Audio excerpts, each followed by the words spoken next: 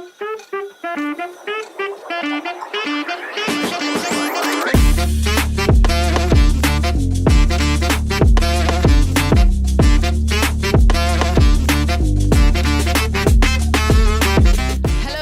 welcome to my stylish life. Today we are coming to you live from a Styleast project, affectionately known as Princess House by Styleast. This is, of course, Bridget's very own work.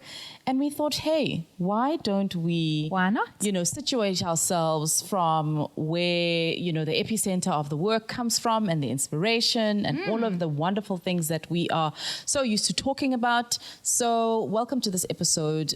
Today, Bridget is going to talk us through this amazing transformation she's done on this beautiful property.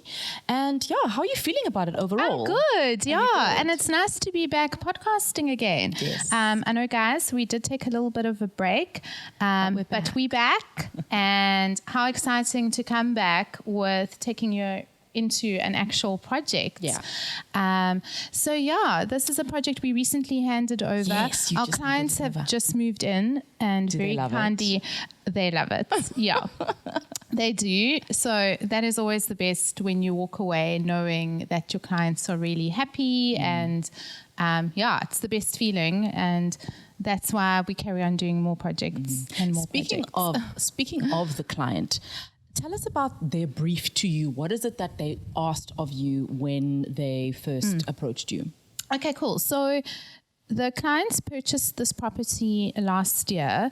I would say the house was maybe built around 20 years ago. So it had really great bones, but it was a little bit dated in terms of finishes on the inside.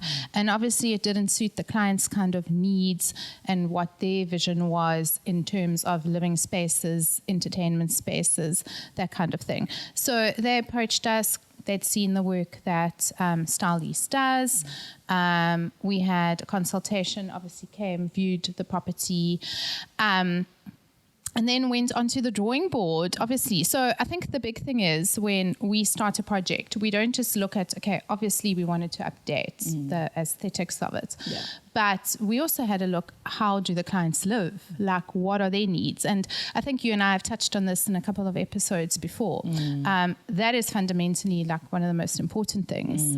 What kind of questions are you asking when you're trying to get to that? Like lifestyle questions. Yes. How do you live? Like, first of all, how many people live here on a daily basis? Are you entertainers? If you are entertainers, how many people are you entertaining on a weekly basis, on a monthly basis?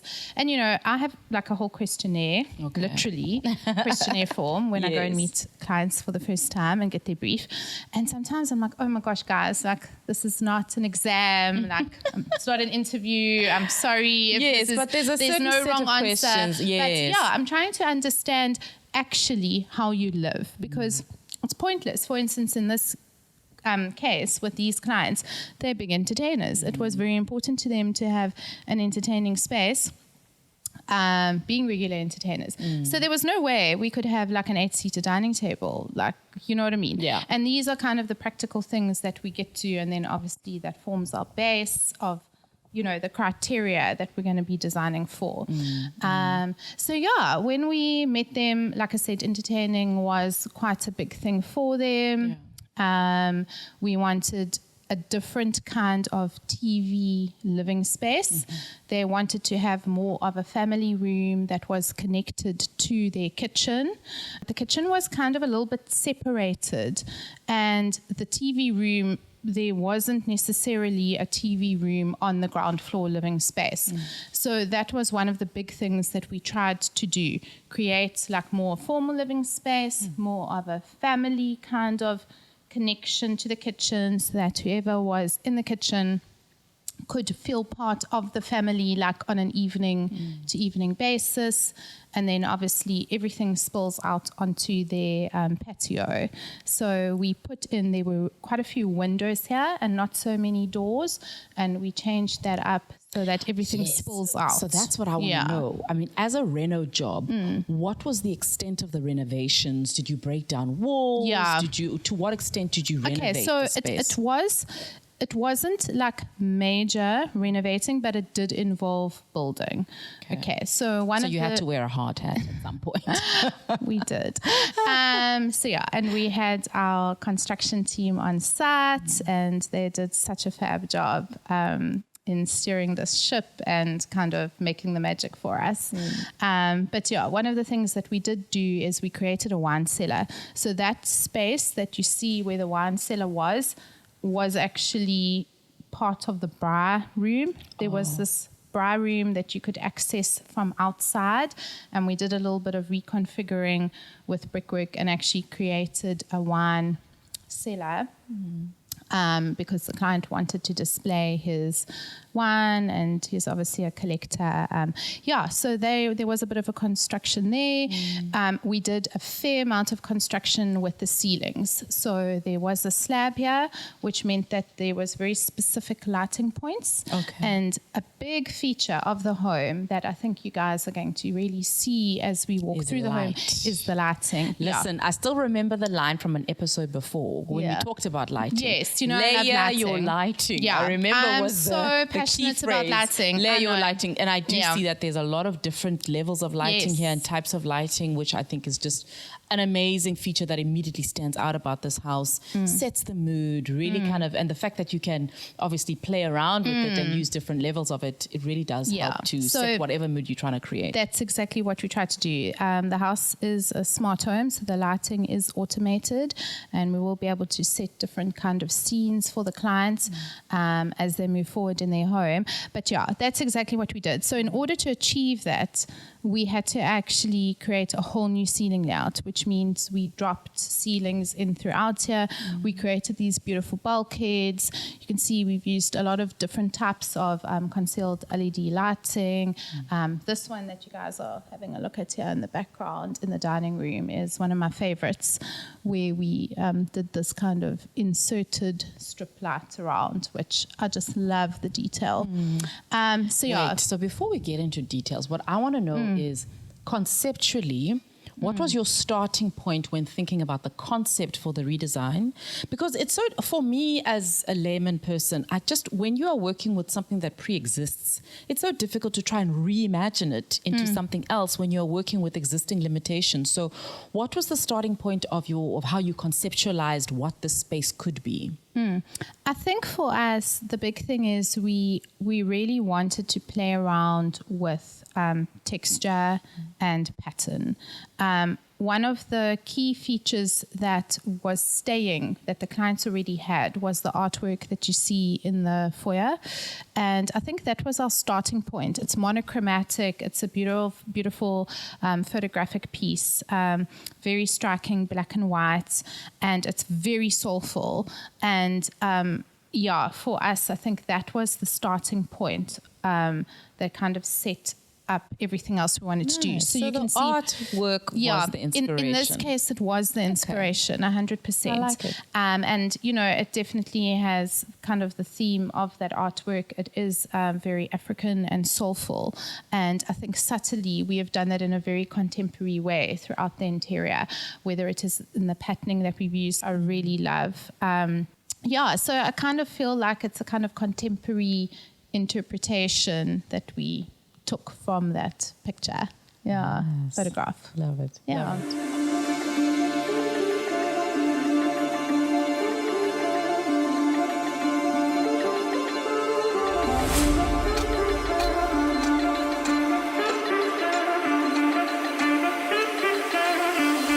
So, Bridget, talk to me about the textures in this home. There's obviously so much to see and so much to engage with the eye. Just talk to me about some of the key textures that you went with in the property. Yeah, so textures I feel like was a really big thing that we wanted to do. Like I said before, this was obviously a monochromatic color scheme. So you can see the colors are all very tonal. We haven't played around with color at all.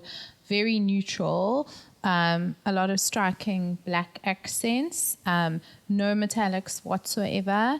And because of that, we wanted to play with textures. So a lot of the fabrics, you can see they're very touchy-feely fabrics. You really want to run your hands here.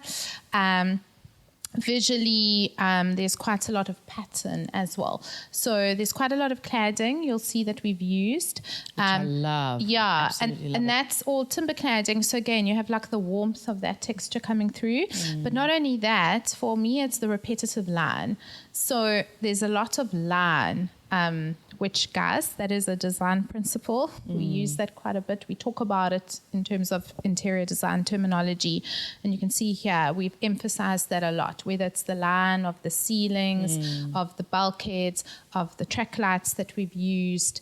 And again, your eye will follow a lot of the linear aspects. I find that quite calming, actually. When you're looking at all the lines, they're very clean, very clean. And it's very subtle. You see, it's a bit of a psychological thing. Like you will pick it up and you might not even realize, but that's what you're actually picking up on. So texture was quite a big thing, and we've layered it a lot. It's multidimensional. So the flooring, obviously, there used to be like a peachy colored tile on the floor.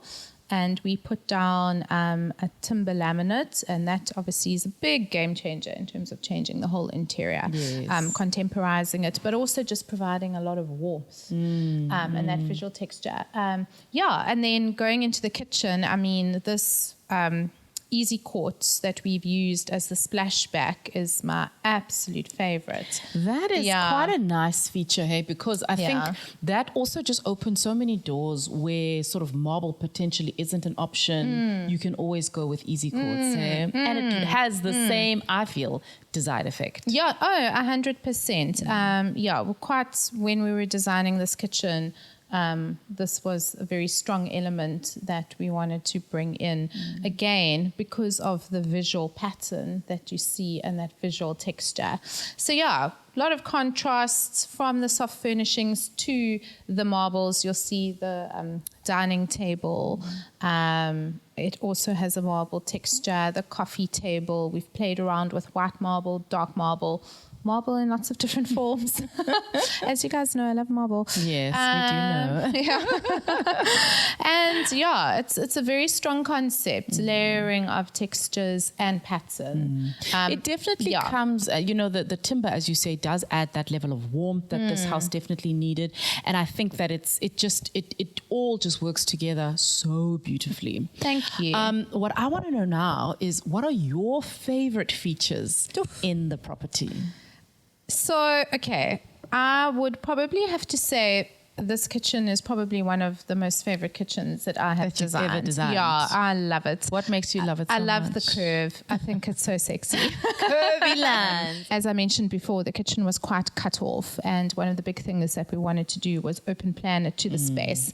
And you can see we're sitting here now in what is the TV lounge, and there's such a lovely connection between whoever would be hanging out here, whoever might be in the kitchen. You have guests, you can hang out here. There's kind of a little breakfast table that we created. I love the little curve that we created. Yes. And you'll see it has a little plinth detail that we created in the same stone. I absolutely am obsessed with that. And again, we did a little bit of the oak cladding around the curve. So this kitchen, definitely a fave. Yes. And then I have to actually talk about the lighting feature in the dining room. The dining room, yes. Yeah, one of the key elements, I guess you could say, that I wanted to create when we started this project was to use that specific light fitting. And we purchased 19 of them. And the thing is, they're individual light fittings. It's not one big fitting. And it was quite a feat to install. Is it? Yeah, well done to my team for pulling it off. It was complicated. Do you know what it reminds me of? It reminds me of like little pills. Well, it's called the test tube pendant. Is it a test tube pendant? Okay. I was like, it looks like little pills and they're just like suspended in the air. It really is quite That's what I just love about it. I love that it looked exactly suspended in the air, and that was kind of the whole thing that we were going with. But yes, it was complicated to install. I don't even want to know. The team executed it like perfectly. So amazing. Props to them for doing that. Okay, what else are you loving here? I see there's like a fireplace over there. Yes, we have a biofuel fireplace. such a lovely element for the dining room. But I think another key thing that I just want to, again, you know, I'll talk about this forever, is all the lighting. I just love it, especially now. I mean, we're filming in the evening, so you guys can get a really lovely feel for the lights. But in the other living room that we were sitting in earlier, that formal living room space, we created such beautiful wall paneling. They're wall paneled lights, and it's on a beautiful textured wall. With the most beautiful custom-made mirror that we designed and our very talented furniture maker made for us. And I just am obsessed with that wall, I have to say.